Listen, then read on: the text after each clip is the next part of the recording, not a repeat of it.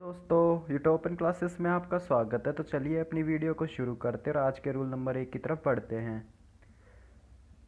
और जैसा कि आपको पता है कि मैं आपको वॉइस करवा रहा हूं, तो मैंने आपको पिछली वीडियो में सिंपल सेंटेंसेस की वॉइस चेंज करना बताया था। मैं आज आपको इंटरोगेटिव सेंटेंसेस की और कुछ स्पेशल टाइप के सेंटेंसेस की वॉइस चेंज करना बताऊंगा। तो चलिए बिना समय वेस्ट किए अपनी वीडियो को शुरू करते हैं। तो आज का पहला रूल क्या है कि इंटरोगेटिव सेंटेंस क्या होता है? जो हमारा क्वेश्चन मार्क पे ख़त्म हो। अब वो शुरू कैसे होता है? वो WH वर्ड्स, हेल्पिंग वर्ब्स और मॉडल वर्ब्स। जो सेंटेंस WH वर्ड क्या होता है? When, why, where, what, how, ये सभी WH वर्ड्स कहलाते हैं। हेल्पिंग वर्ब तो आपको पता ही है, is, am, are, was, were, has, have, had, ये सभी हेल्पिंग वर्ब होती है। मॉडल आपको पता है, कैन, कुड, मे, माइट, जो ये सभी होते हैं। अब जो sentence WH words, helping verbs और मॉडल से शुरू हो, उनको हम इंटरोगेटिव सेंटेंसेस कहते हैं। तो आज की वीडियो में मैं आपको पहले रूल में बताऊंगा कि किस तरह हम इंटरोगेटिव सेंटेंसेस की वॉइस चेंज कर सकते हैं। तो आपको पहले तो ये 5 पॉइंट याद रखने होंगे इंटरोगेटिव सेंटेंस की वॉइस चेंज करने से पहले। कि सबसे पहले क्या है कि हेल्पिंग वर्ब को और मेन वर्ब को नियम अनुसार चेंज करेंगे। दूसरा, ऑब्जेक्ट को सब्जेक्ट बनाएंगे। तीसरा, वर्ब की थर्ड फॉर्म का यूज़ करेंगे। चौथा, बाय या अन्य किसी प्रीपोजिशन का यूज़ करेंगे। और पांचवा, सब्जेक्ट को ऑब्जेक्ट बना देंगे। सबसे पहले क्या है, हेल्पिंग वर्ब और मेन वर्ब को नियम अनुसार चेंज करेंगे, ऑब्जेक्ट को सब्जेक्ट बना देंगे, वर्ब की थर्ड फॉर्म का यूज़ करेंगे, बाय या अन्य किसी प्रीपोजिशन का यूज़ करेंगे, फिर सब्जेक्ट को ऑब्जेक्ट बना देंगे। अब देखना दोस्तों, मैंने आपको पिछली वीडियो में बताया था, जब मैंने आपको बताया था सिंपल सेंटेंसेस की वॉइस चेंज करना, उसमें मैंने आपको बस एक ही चीज़ का अंतर बताया था कि सबसे पहले सिंपल सेंटेंस की वॉइस चेंज करने में हमें सबसे पहले ऑब्जेक्ट को सब्जेक्ट बनाना है, उसके बाद हेल्पिंग वर्ब को चेंज करना है। क्योंकि इसमें हेल्पिंग वर्ब पहले आएगी, तो हमें ये याद रखना है कि हमें हेल्पिंग वर्ब पहले चेंज करनी है, उसके बाद ऑब्जेक्ट को सब्जेक्ट बनाना है। तो चलिए अब एग्जाम्पल देखते हैं किस तरह हम अपनी वॉइस को, इंटेरोगेटिव वॉइस को चेंज कर सकते हैं सेंटेंस के थ्रू। अब देखना, सबसे पहला एग्जाम्पल है कि has you done your homework, कि क्या तुमने अपना होमवर्क है जो वो पूरा कर लिया है। तो सबसे पहले क्या करना है कि हेल्पिंग वर्ब और मेन वर्ब को नियम अनुसार चेंज करेंगे। मेन वर्ब तो आपको पता है, मेन वर्ब तो हमें क्या यूज़ करनी है, वर्ब की थर्ड फॉर्म, तो उसका तो आप छोड़ दीजिए। ये तो आपको याद रखना है, हर तरह से पैसिव वॉइस बनाते समय मेन वर्ब तो वर्ब की थर्ड फॉर्म का यूज़ ही होगा। तो पहला मेन रूल है हेल्पिंग वर्ब को चेंज करना, सॉरी, सबसे पहला है हेल्पिंग वर्ब को चेंज करना। अब यहाँ पे हेल्पिंग वर्ब देखना क्या है। हेल्पिंग वर्ब है हैज़। मैंने आपको पिछली वीडियो में बताया था हैज़ प्लस वर्ब की थर्ड फॉर्म, मैंने क्या बताया था, हैज़ बीन प्लस वर्ब की थर्ड फॉर्म में चेंज होगा। तो अब देखना कि has you done your homework, सबसे पहले हेल्पिंग वर्ब को हेल्पिंग वर्ब के रूप में क्लिक किया, फिर उसके बाद ऑब्जेक्ट को सब्जेक्ट बना दिया। ऑब्जेक्ट है हमारा यहाँ पर यूअर वर्क, तो यूअर वर्क को हमने सब्जेक्ट बना दिया। हैज़ के अकॉर्डिंग हमने बीन का यूज़ किया, फिर बीन के बाद वर्ब की थर्ड फॉर्म डन का यूज़ किया, फिर बाय प्रीपोजिशन यूज़ करके हमने ऑब्जेक्ट का यूज़ कर लिया। यू हमारा सब्जेक्ट है, यहाँ पर आके ऑब्जेक्ट बन गया। अब याद रखना, आपने कहीं पढ़ा हो या पता नहीं हो, तो आप एक चीज़ देखना कि अगर जब हम नरेशन चेंज करते हैं तो हम जो क्वेश्चन वाले सेंटेंसेस होते हैं, जब उसकी नरेशन चेंज करते हैं तो यहाँ पर फुल स्टॉप आता है। लेकिन जब हम वॉइस चेंज करते हैं तो यहाँ पर फुल स्टॉप नहीं आएगा, बल्कि क्वेश्चन मार्क ही आएगा। क्योंकि आपको दिख रहा होगा कि यहाँ पर जो सेंटेंस है वो हेल्पिंग वर्ब से शुरू हो रहा है, तो हेल्पिंग वर्ब से शुरू हो रहा है क्वेश्चन टेंस, मतलब जो ये है हमारा क्वेश्चन है और जो इसका आंसर है, ये भी मतलब एक तरह से देखें तो हम एक तरह से इंटरगेटिव सेंटेंस ही बन रहा है, क्योंकि हेल्पिंग वर्ब से शुरू हो रहा है। हेल्पिंग वर्ब हटाई तो नहीं गई है ना, इसलिए यहाँ पर क्वेश्चन मार्क ही आएगा लास्ट में। आपको ये याद रखना है कि हमेशा जब भी इसकी पैसिव वॉइस बनाई जाए तो ये मतलब कि सिंपल सेंटेंस में चेंज नहीं होगा, बल्कि क्वेश्चन मतलब कि इंटरोगेटिव सेंटेंस है तो इंटरोगेटिव सेंटेंस ही रहेगा, न कि नरेशन की तरह ये सिंपल सेंटेंस बन जाएगा। नरेशन में सिंपल सेंटेंस बन जाता है बिल्कुल, लेकिन पैसिव वॉइस बनाते टाइम ये सिंपल सेंटेंस नहीं बनता। चलिए अगले एग्जाम्पल देखते हैं। अगला एग्जाम्पल क्या है कि does Ram complete the task, क्या राम ने टास्क कंप्लीट कर लिया है। तो सबसे पहले क्या करेंगे, हेल्पिंग वर्ब को नियम अनुसार चेंज करेंगे। डू या डज प्लस वर्ब की थर्ड फॉर्म मैंने आपको कैसे बताया था, वर्ब की first sorry is am are plus verb की थर्ड फॉर्म। तो यहाँ पर क्या करना है, डू या डज को इज, अब आपको देखना है ऑब्जेक्ट के अकॉर्डिंग बनाना है। ऑब्जेक्ट क्या है हमारा, द टास्क, द टास्क मतलब कि सिंगुलर है, तो यहाँ पर इसका यूज़ होगा। एम का तो यूज़ आई के साथ होता है, आर प्लूरल के साथ यूज़ होता है, तो द टास्क सिंगुलर है तो हमने यहाँ पर इसका यूज़ किया। इज़ द टास्क वर्ब की third form completed by Ram.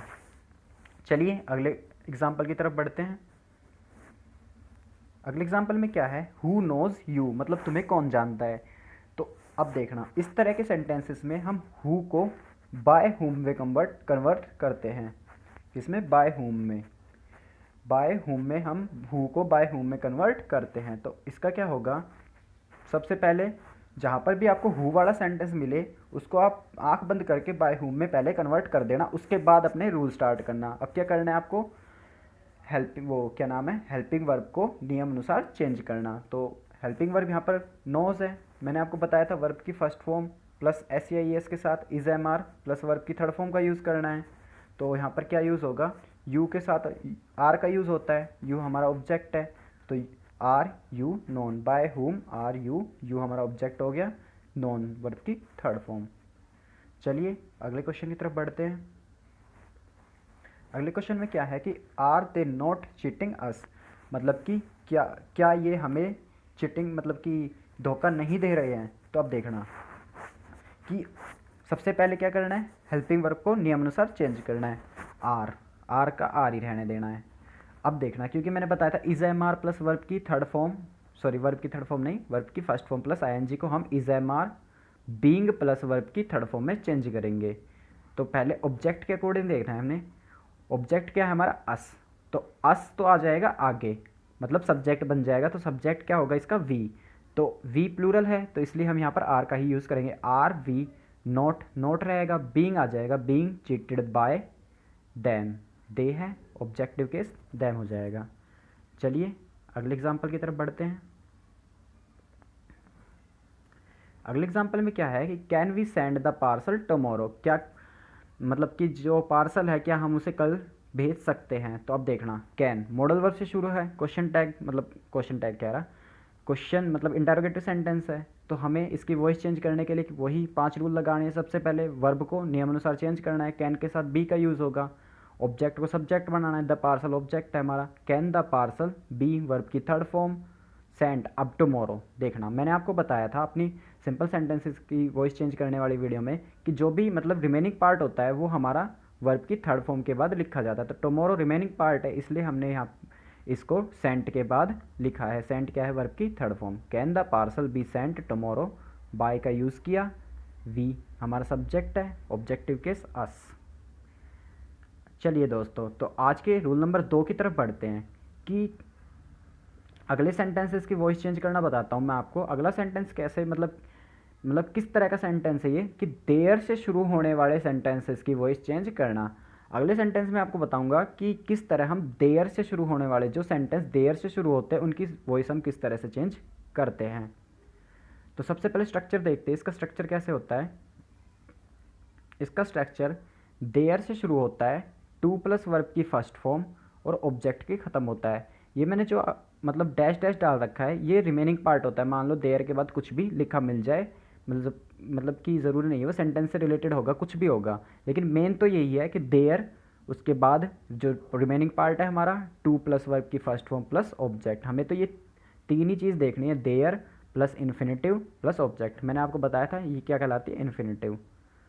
अब इसका सॉल्यूशन कैसे करेंगे, सॉल्यूशन करते टाइम हम देयर, देयर के बाद वही रिमेनिंग पार्ट लिखा जाएगा, फिर फोर अपनी तरफ से हम फोर जोड़ देंगे, उसके बाद ऑब्जेक्ट का यूज़ करेंगे, फिर टू बी प्लस वर्ब की थर्ड फॉर्म का यूज़ करेंगे। कैसे करेंगे, देयर, देयर के बाद रिमेनिंग पार्ट, फोर अपनी तरफ से जोड़ना है, फोर के बाद ऑब्जेक्ट का यूज़ करना है, फिर टू बी प्लस वर्ब की थर्ड फॉर्म का यूज़ करना है। चलिए इसका एग्जाम्पल देखते हैं। एग्जाम्पल में क्या है कि there is no money to buy a car, there का यूज़ है, is no money remaining part है, टू प्लस वर्ब की first form, a car object हो गया। तो यहाँ पर क्या है, इसकी हम वॉइस चेंज करते समय क्या करेंगे कि देयर को तो देयर ही रहने देंगे, उसके बाद remaining part as it is, there is no money, there plus remaining part as it is. For हमें अपनी तरफ से जोड़ना है, फोर के बाद object to be plus verb की third form to be bought. चलिए अगले एग्जाम्पल की तरफ बढ़ते हैं।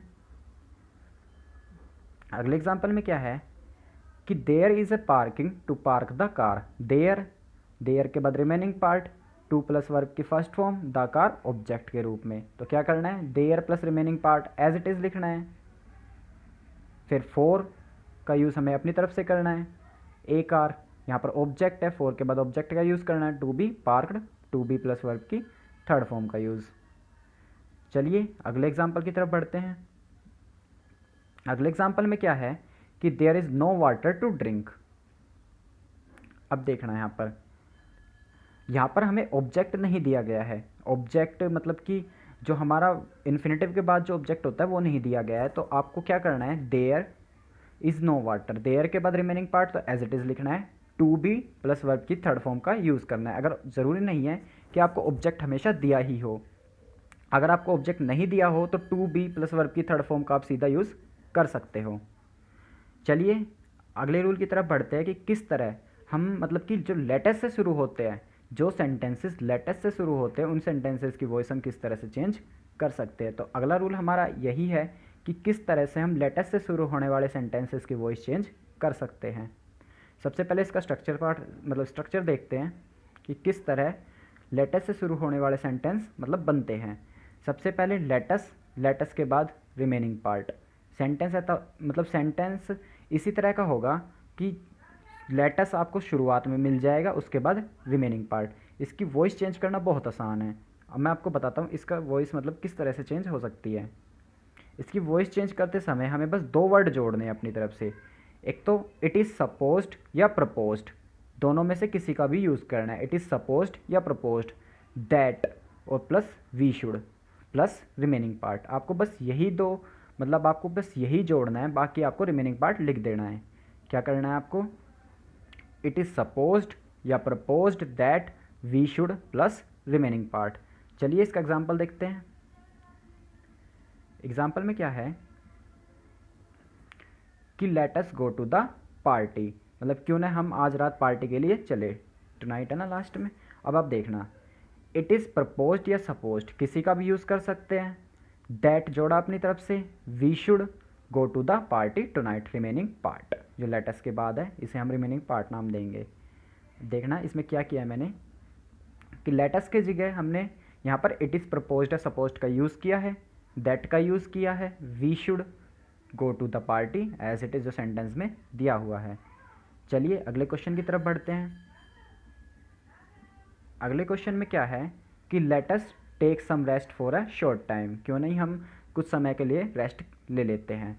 तो वही इट इज़ प्रपोज्ड या supposed that we should take some rest for a short time. Let us के बाद जो भी रिमेनिंग पार्ट है वो आपको वी शुड के बाद लिखना है। चलिए अगले एग्जाम्पल की तरफ। सॉरी दोस्तों, ये आज का हमारा लास्ट एग्जाम्पल था। तो चलिए उम्मीद है कि आपको ये वीडियो पसंद आई होगी। पसंद आई हो तो लाइक कीजिए, सब्सक्राइब कीजिए और कमेंट कीजिए। तो कल मिलते हैं नई वीडियो के साथ, नए रूल्स के साथ। जय हिंद, अलविदा, जय भारत।